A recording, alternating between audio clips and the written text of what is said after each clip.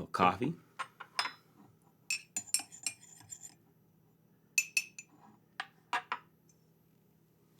I'll be honest, this is crazy for me. But it is a legit question.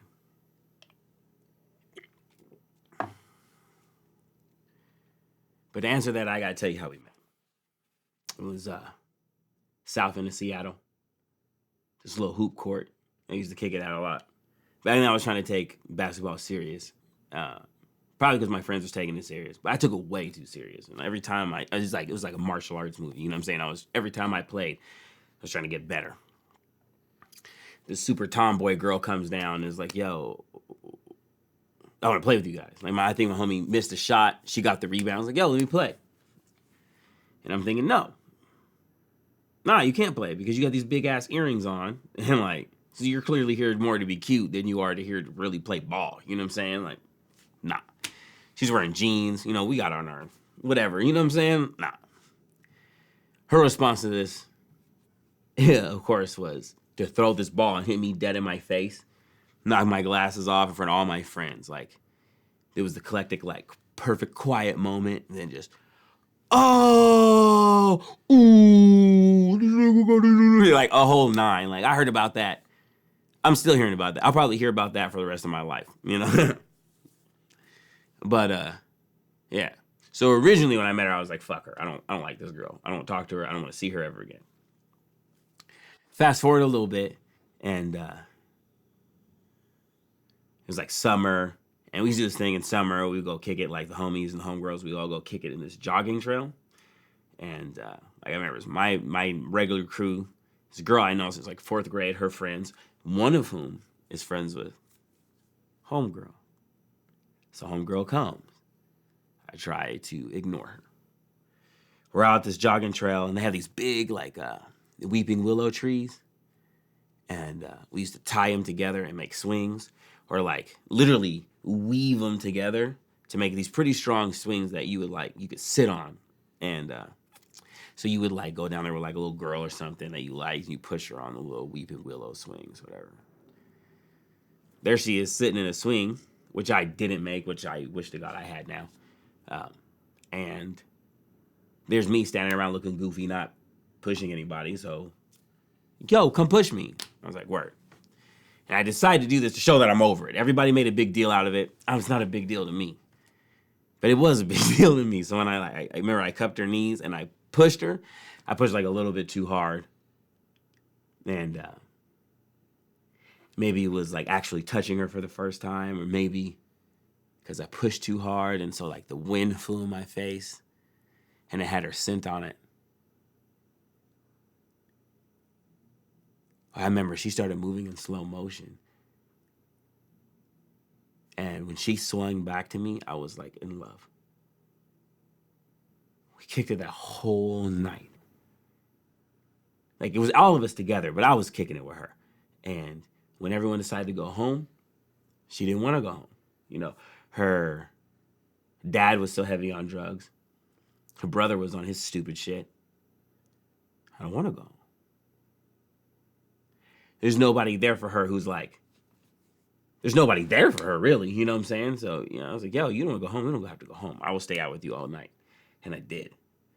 And we stayed out until the sun came up. And dropped her off, and I tried to sneak into my house, and I got caught. Got in hella trouble. I spent that whole summer getting in hella trouble, sneaking around, trying to hang out with this girl so much, you know?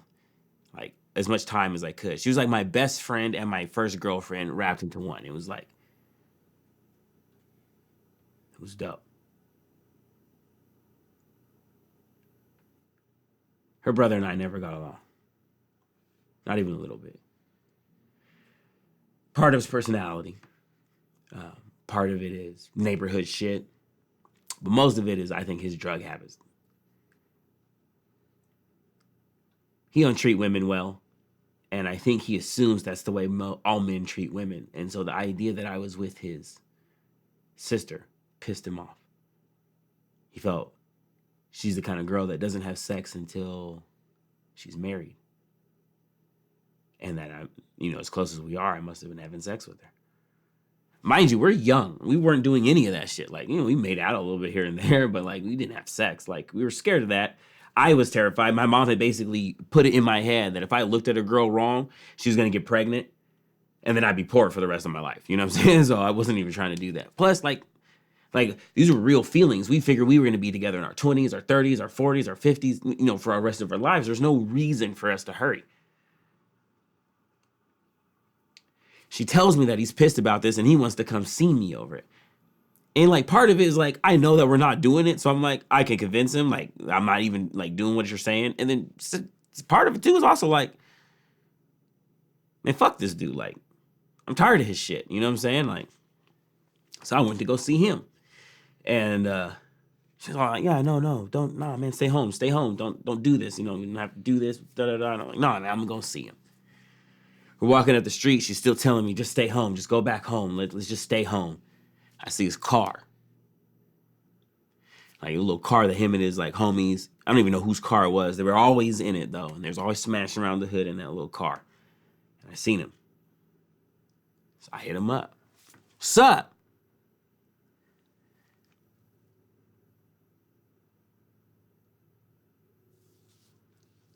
He opened up. He just starts shooting at us from the back window. He starts shooting at me from the back window. Brrrah. I saw her duck. And then I ducked. I heard the car like smash off.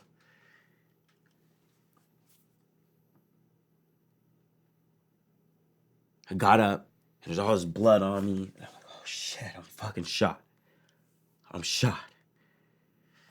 I'm trying not to look at myself, and just feel myself. Like, where am I shot at? But I'm not feeling any pain. And there's all this blood on the ground. I go over to her. I roll her over, and there's blood everywhere.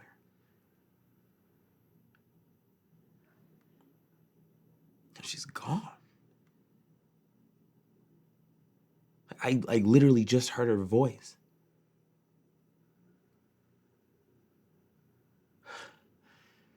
Damn, the last thing she heard was me not listening to her.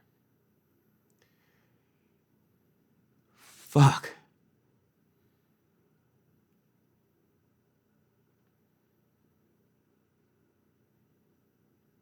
Fuck.